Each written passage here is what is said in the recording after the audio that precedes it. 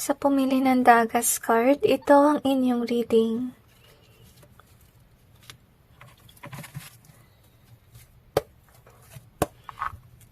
Tingnan natin kung ano ang gustong ipaalam sa'yo ng Panginoon.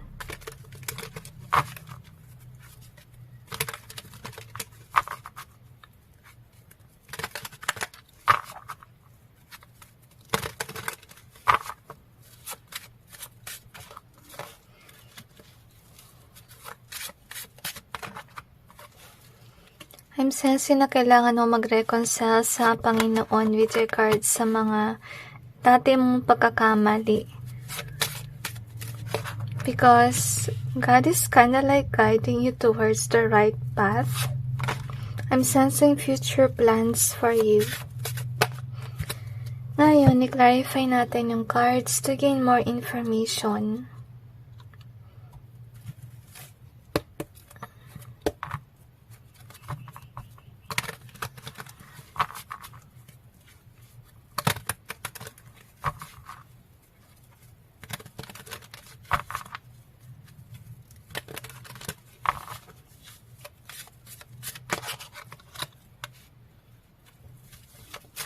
I'm sensing wealth and opportunity.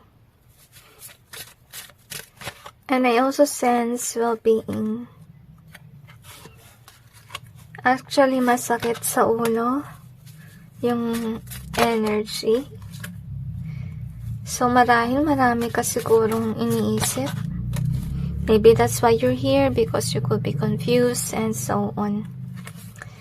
So, anyway, ito siguro yung nangyayari na you will be busy with regards sa work or marami kang pagkakabalahan. At parang may lungkot akong energy dito. So you could be depressed. You could be wanting to do something. Maybe some of you are jobless or can be you're finding out a way to earn money. So, wag kang mag-alala kasi bibigyan ka ng opportunity ng Panginoon na may darating sa'yo na mag-encourage for you to go after something. As you can see. So, yun yung good news na parating. And it will definitely inspire you na hindi ka na ma-depress. Okay, I don't know why, pero na-sense ko parang inisip mo siguro kulang ang pera, parang ganun ba. So, ibig sabihin na meron kang pagkakaabalahan dito na what you call this, parang kitaan ng pera, pero mag-ingat ka actually sa tao na masama sa iyong buhay. To be honest with you. And this person is eyeing on you. I feel like eyeing on your wealth is what I sense.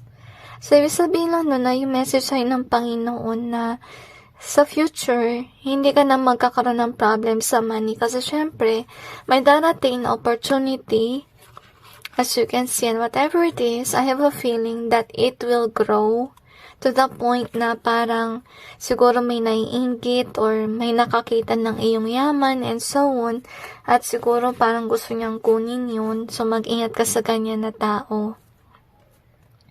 So, yun nga, may depression ka sa ngayon. So, don't worry kasi someday you will have that transformation na hindi ka na magiging ganito na parang walang ginagawa lang. You will definitely have an opportunity to have a work. For some of you, can be it's negosyo na nag-resonate talaga sa inyo. At ginawa na to ng Panginoon for you kasi gusto niya sana na tumulong ka sa nangangailangan. As you can see. But yet, God has warned you about whomever this is. Yung dapat mong gawin dito ay lumayo ka sa taong ito. Ahas sa iyong paligid. I am sensing could be some of you nakatira siya sa iyong bahay. I have a feeling kasambahay. Basta nasa bahay nyo na alam niya kung saan nakatago yung iyong yaman. Or alam niyo kung ano nangyayari sa inyong buhay. Mag-ingat ka sa ganyan tao. Suggestion lang guys. Kung may ipon na talaga kayo, maglagay kayo at least ng lock. Para hindi makuha yung pera nyo kada umaalis kayo. Kasi nga, may masamang tao. At ito yung dapat mo ring gawin. You're being called on na lumayo sa tao na hindi mabuti sa iyong buhay. Kasi with the chosen being here, so, yun nga, isa kayo sa tao na napili ng Panginoon in this, what we call this, charity work na dapat mong gawin in the future. At kung may ahas sa paligid, mangyayari niyan is bakunin ng ahas nung ipon mo para sana sa pantulong ng ibang tao. So, ingatan nyo yung pera. Napaka-importante nun. So, yun yung mensahe sa'yo ng Panginoon. And, wow, this is nice. Kasi, dahil nga sa opportunity na meron ka, magkakaroon ka rin ng confidence. Kasi maybe before, wala kayong actually knowledge about your strength. Lagi mo siguro nakikita yung weakness mo, to be honest. At I feel na maiyak ka kasi makikita mo yung version na kung ano ka talaga. At matututunan mong mahalin yung sarili mo kasi maybe before, hindi mo ina-acknowledge na magaling ka pala sa ganitong work, sa ganitong bagay, and so on. So, opportunity ka makilala mo ng gusto yung sarili mo, which is nice. Okay? So, anyway, we have this dagas. So, dagas kasi meaning din yan, new beginnings, okay? So, definitely, God is wanting to be aware na sa future mo meron kang opportunity, trabaho, or can be negosyo, if that is what you want. But you really have to go after it. As you can see, somebody will encourage you to have this job opportunity, okay? Or kung naman opportunity na meron ka kasi mission work mo, tumulong sa may hirap. But yet, since may darating na yaman sa'yo, make sure na itago mo ng maayos yung iyong pera, huwag mo ipapakita itong basta-basta sa iba kasi may mga taong nasisilaw sa pera at makati yung kamay, baka makuha yung sanang pang tulong mo, which is sad. So, yun yung parang warning din sa'yo ng Panginoon that you could be dealing with a person na makati yung kamay. So, ingat ka. Make sure that you're putting the money on the right place. Bumili ka na ng safety box. Okay. So, anyway, let's see what else do we have here. So, we have my love. We also have balance, so you will definitely have a balanced life. So, kaya pinili ng Panginoon na ganito yung iyong mission work na tumulong ka sa nangangailangan because you're somebody who is definitely a loving person, a caring one, okay? So, anyway, you will have an opportunity definitely. And that opportunity will balance out your life. Your future is also what I sense. So, mag-ingat ka talaga sa tao na greedy sa iyong paligid. We also have the Chariot. So, this is actually a nice one.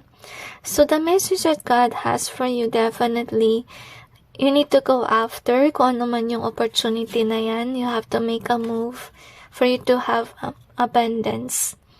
So, you also have this one in reverse, but sad to say, some of you might ignore this opportunity. And we also have this one. So, definitely will achieve something. Pero sad to say, makikita ito ng ibang tao na can be nakatira sa bahay mo at nakawan ka. So, mag-ingat ka sa ganyan tao sa iyong buhay.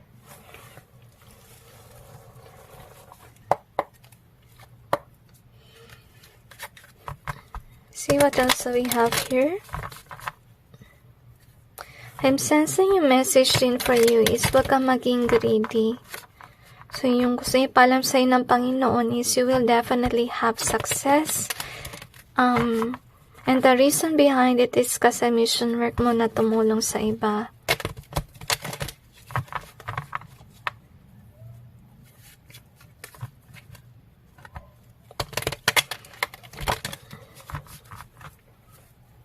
I'm sensing na marami kang may pagmamalaki sa buhay at marami kang achievement na rin, which is good.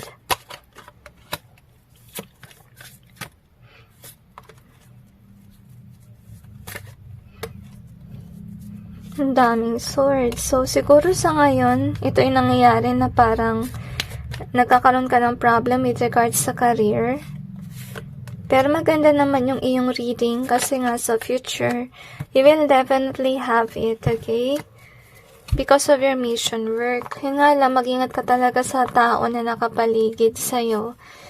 Na akala mo siguro mahal ka pero hindi. Baka may gawin siya para magnakaw ng kayamanan mo. So, mag-ingat ka sa ganun. So far, hindi pa to nangyayari.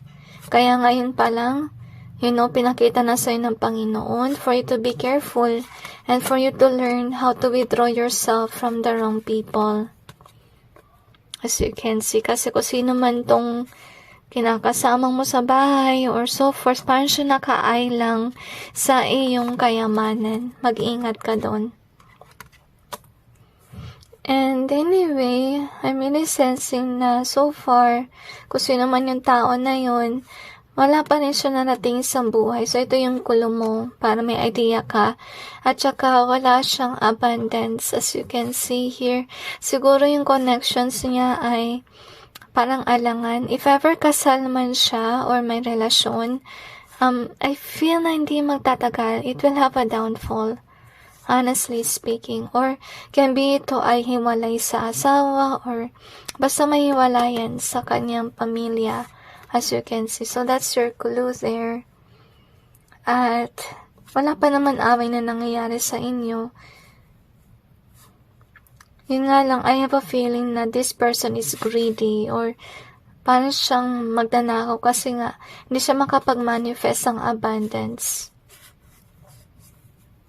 So, siguro nagkakaroon ka na ng panaginip about this person because God is warning you about this person a lot. As you can see. Kasi baka sa future guys, ito yung ayaw ng Panginoon na mangyari na may gawin yung taong ito para mawala lahat ng yaman mo. So, this reading is kind of like a warning of God for you. Na bang maaga talaga, iwasan mo yung taong ito. Kasi feeling ko balak niyang nakawin kung ano man ang meron sa'yo. Feeling ko iba sa inyo kamag-anak niyo to eh.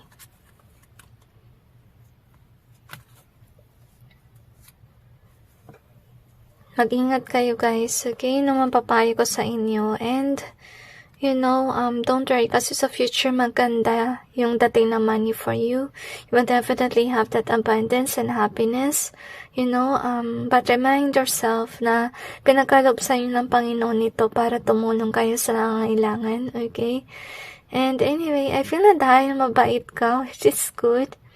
Dahil mabait ka, that's why you have those abundance. You really deserve it, But yet, remind yourself na rin na may tao around you na hindi mabuti for you. So, make sure that you are actually, protecting your money, your wealth. And anyway, that's it with regards to your reading. I hope that this will give you some insight and awareness. And God bless you.